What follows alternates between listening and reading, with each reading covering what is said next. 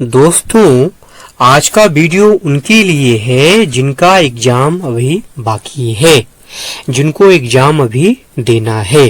जी हाँ दोस्तों, आज का वीडियो पूरी तरह से टोटली करंट अफेयर्स पर आधारित है। जी हाँ दोस्तों, आज की वीडियो में जितने भी प्रश्न लिए गए हैं सारे के सारे प्रश्न पिछले दिनों एग्जाम में आए हुए हैं, या तो रिपीट हुए हैं एक बार दो बार, या रिपीट नहीं हुए हैं। ऐसे प्रश्नों को भी लिया गया है। जो रिपीट नहीं हुए हैं प्रश्न, उनके रिपीट होने का चांसेस पूरा है, इसलिए सारे क्वेश्चंस को ध्यान से देखिए, वीडियो को बिल्कुल स्किप मत करिएगा और इनको अच्छे से दिमाग में बैठा लीजिए, क्योंकि इनके आने का चांसेस बहुत ज्यादा है। जी हाँ दोस्तों, अभी तक जो ट्रेंड देखने में मिल रहा है कि क्वेश्चंस बार बार रिपीट हो रहे हैं। सुबह आ रहे हैं तो दोपहर को आ जा रहे हैं वही क्वेश्चन, या शाम को आ जा रहे हैं, या 2 दिन बाद आ जा रहे हैं, लेकिन क्वेश्चंस रिपीट हो जा रहे हैं। ठीक है, तो आज के वीडियो में मैंने उन्हीं प्रश्नों को सेलेक्ट करने का, कलेक्ट करने का प्रयास किया है।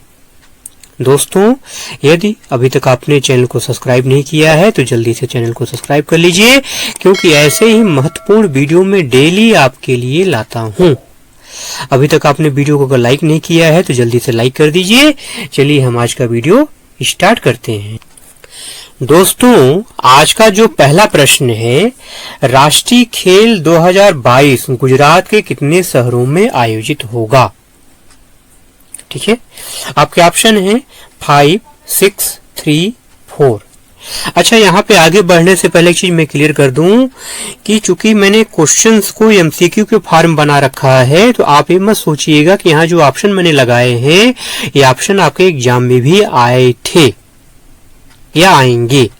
ठीक है, ये आपकी सहूलियत के लिए, आपके दिमाग को थोड़ा सा बूस्ट देने के लिए ये मैंने ऑप्शन अपने मन से लगाए हैं। इन्हीं ऑप्शन में से एक सही आंसर भी है, जिससे अगर आपको आंसर आता है तो आप गेस कर सके और पता लगा सके सही आंसर क्या है। इसीलिए मैंने एमसीक्यू के फॉर्म में वीडियो को क्रिएट किया है।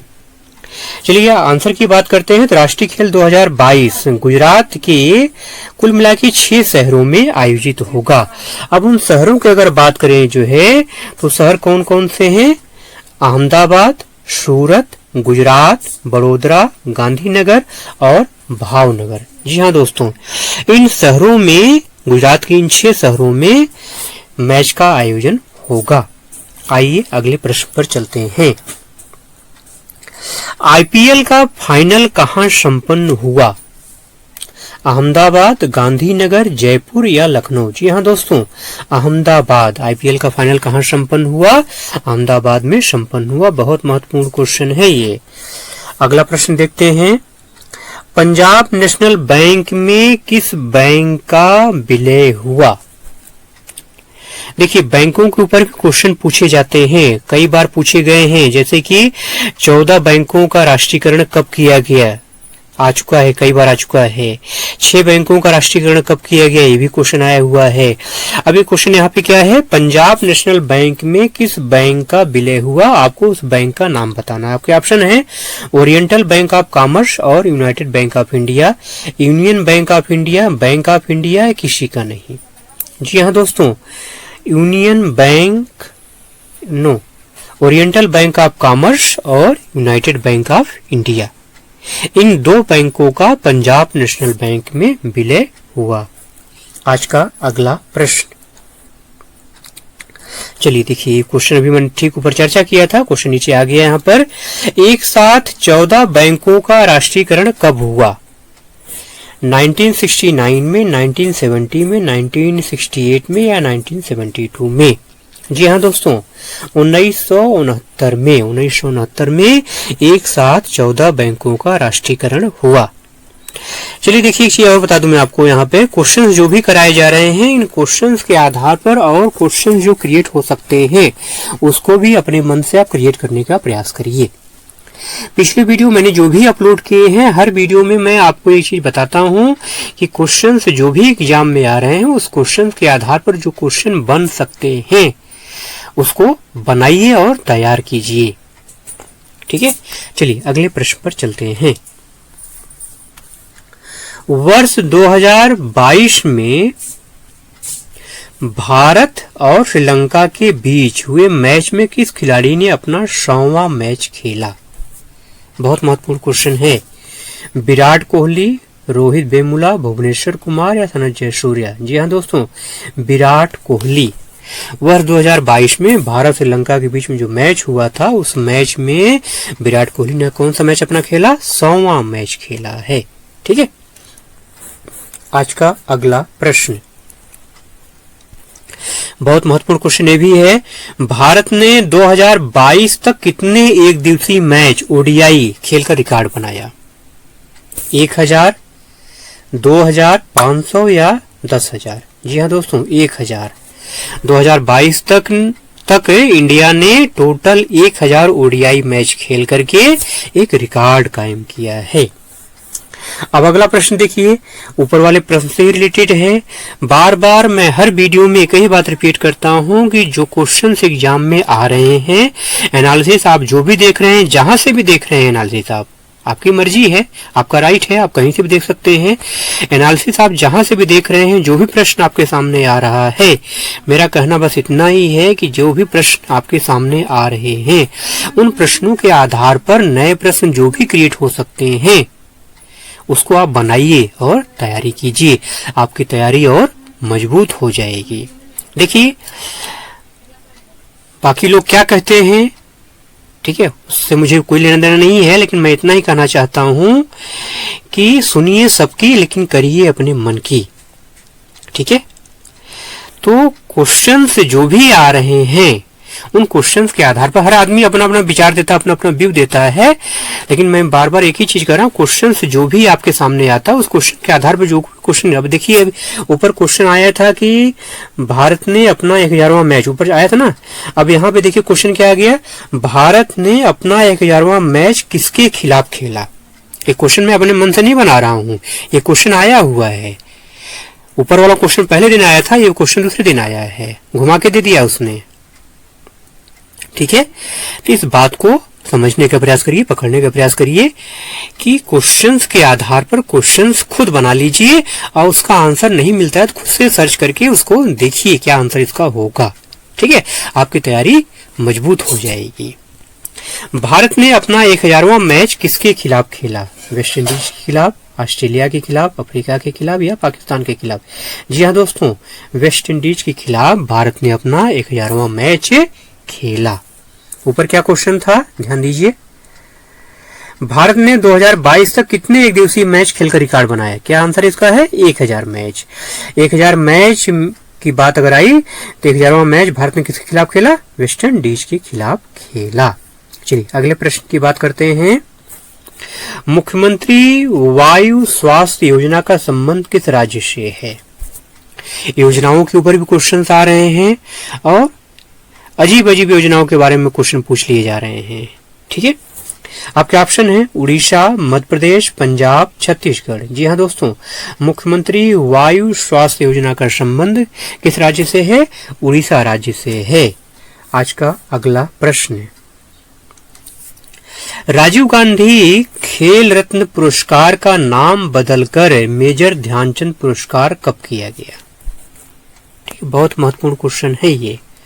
और कभी कभी राजीव गांधी खेल रत्न के नाम पे क्वेश्चन आपसे पूछ लिया जा रहा है, कभी कभी मेजर ध्यानचंद के नाम से क्वेश्चन पूछ लिया जा रहा है, क्योंकि चूंकि नाम रिसेंटली बदला गया है, ज्यादा समय नहीं हुआ है, इसलिए घुमा फिरा के क्वेश्चन बार बार पूछा जा रहा है यहाँ से। ठीक है, तो राजीव गांधी खेल रत्न पुरस्कार का नाम मेजर ध्यानचंद पुरस्कार कब किया गया, आपको वो बताना है। आपके ऑप्शन है 6 अगस्त 2021, 6 अगस्त 2020, 15 अगस्त 2021, 15 अगस्त 2020। जी हाँ दोस्तों, 6 अगस्त 2021 को राजीव गांधी खेल रत्न पुरस्कार का नाम बदल करके मेजर ध्यानचंद पुरस्कार कर दिया गया। किसके द्वारा?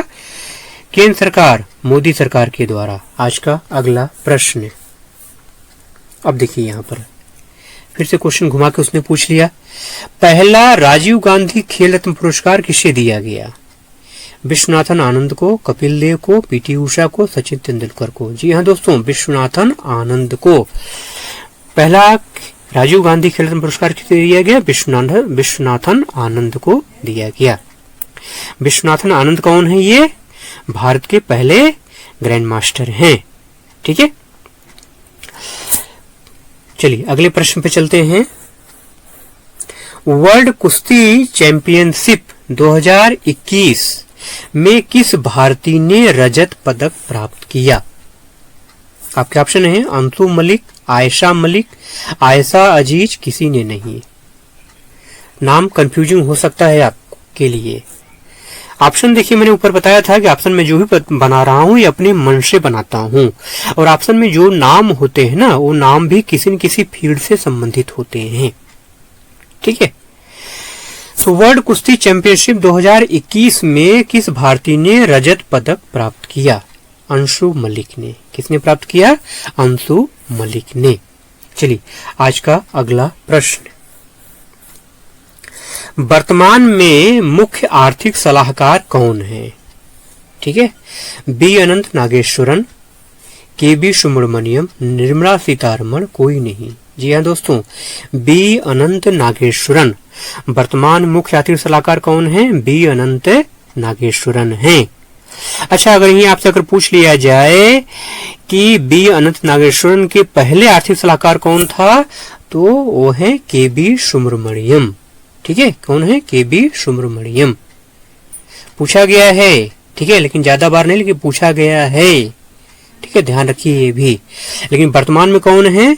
बी अनंत नागेश्वरन है। चलिए अगले प्रश्न पे चलते हैं।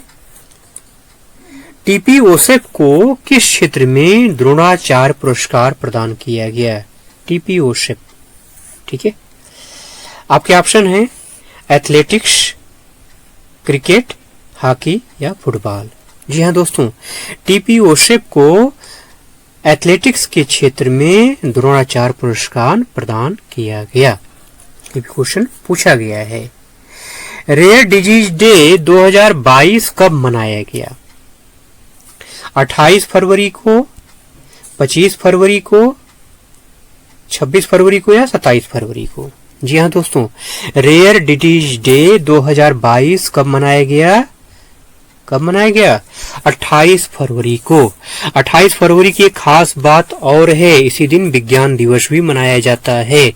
इस दिन एक खास बात और जुड़ी हुई है, सीवी रमन से, सर सीवी रमन से भी जुड़ी हुई है। ठीक है, जरा कमेंट करके बताइएगा वो बात कौन सी है। आज का अगला प्रश्न, वित्तीय साक्षरता सप्ताह 2022 की थीम क्या है? डिजिटल चुनो सुरक्षा के साथ, डिजिटल इंडिया, डिजिटल लेन देन, डिजिटल सुरक्षा। जी हाँ दोस्तों, डिजिटल चुनो सुरक्षा के साथ। वित्तीय साक्षरता सप्ताह 2022 की थीम क्या है? डिजिटल चुनो सुरक्षा के साथ। ठीक है, अगला प्रश्न, लंबी मूछों का उत्सव कहाँ मनाया जाता है? अब लंबी मूछों की बात आ गई तो जाहिर सी बात है, लंबी मूछें कहाँ पाई जाती हैं? राजस्थान में पाई जाती हैं, तो आंसर भी वहीं से मिलेगा। ठीक है, आपके ऑप्शन क्या हैं? अजमेर, बाड़मेर, जैसलमेर, नौचंदी। दोस्तों, राजस्थान में एक मेला लगता है, उसका नाम है पुष्कर मेला। कहाँ लगता है? अजमेर में लगता है। जी हाँ दोस्तों, इसी पुष्कर मेले में ही लंबी मूछों का उत्सव मनाया जाता है। ठीक है, तो यहाँ ऑप्शन का उत्तर आंसर क्या हो गया? अजमेर। ठीक है, अगला प्रश्न देखिए, ऊपर अभी क्वेश्चन आया था वित्तीय साक्षरता वाला, क्वेश्चन को घुमा करके किस तरह से यहाँ दोबारा पूछा गया है। आरबीआई वित्तीय साक्षरता सप्ताह 2022 की थीम क्या है? सेम क्वेश्चन है, केवल आरबीआई जुड़ गया यहाँ पर। डिजिटल चुनो सुरक्षा के साथ, डिजिटल चुनो, digital India, digital payment. RBI वित्तीय सुरक्षा सप्ताह 2022 की थीम क्या है? डिजिटल चुनो सुरक्षा के साथ। चलिए अगला प्रश्न देखते हैं।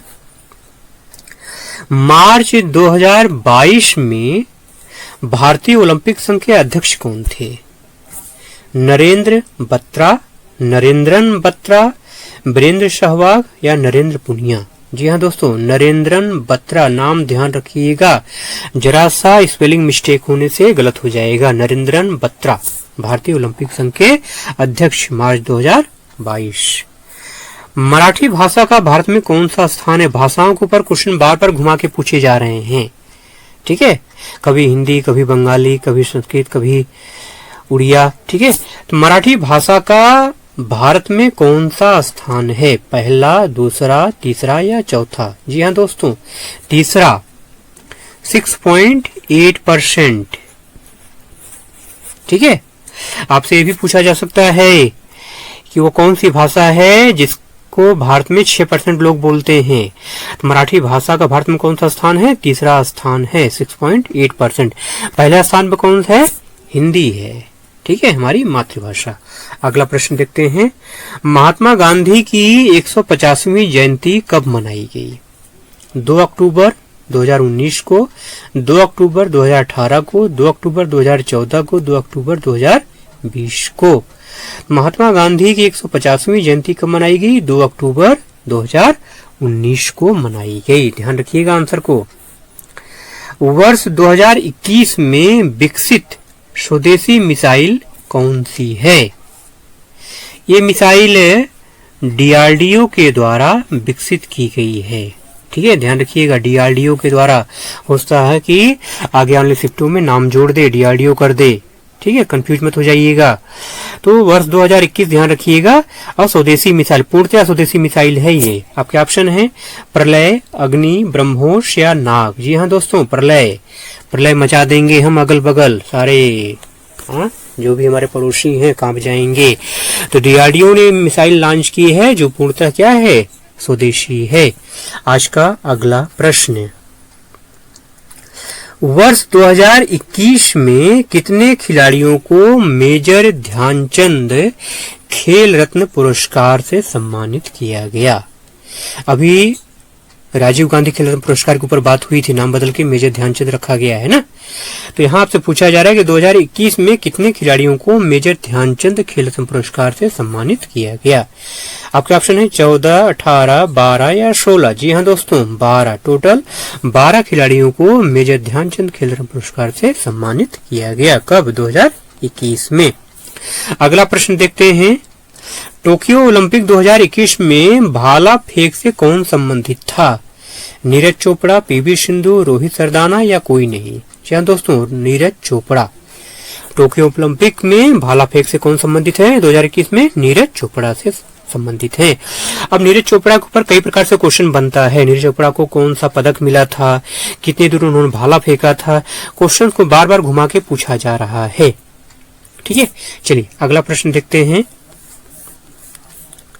भारत की उस पहली भाषा का नाम बताइए जिसे शास्त्रीय भाषा का दर्जा प्राप्त हुआ। शास्त्रीय भाषाओं के ऊपर भी क्वेश्चन बार बार घुमा के पूछा जा रहा है।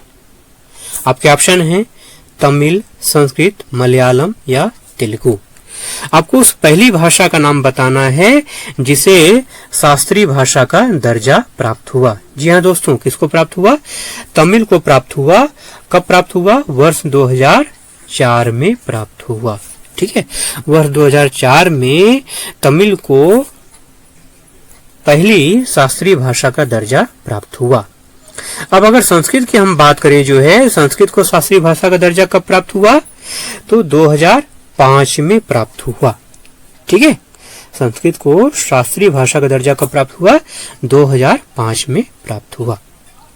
दोस्तों, आज का वीडियो आपको कैसा लगा कमेंट बॉक्स में लिख के जरूर बताइएगा। जल्दी ही ऐसे ही महत्वपूर्ण क्वेश्चन लेकर के मैं आपके सामने फिर से हाजिर होऊंगा।